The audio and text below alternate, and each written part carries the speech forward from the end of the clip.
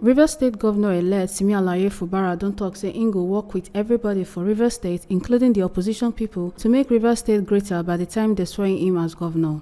Oga Fubara talk this one after INEC don give him and the deputy with 32 House of Assembly elect dem certificate of return for Port Harcourt. E con still talk say im go continue the ogbonge work wey im oga patapata Nyesom Wike go leave for ground.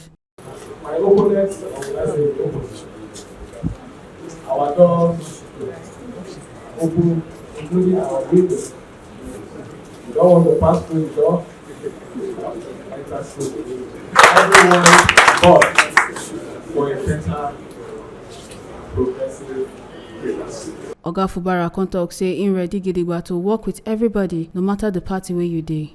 That the Rivers people who have come out in their numbers to say they believe in the present administration and they want the administration to assuring the Rivers people that in developing their record by our principal will continue with. Alalibo Johnson, wey be the Rivers State Electoral Commissioner for INEC, come tell the winners say make them chook body for work where say make them show that ogbonge leadership work.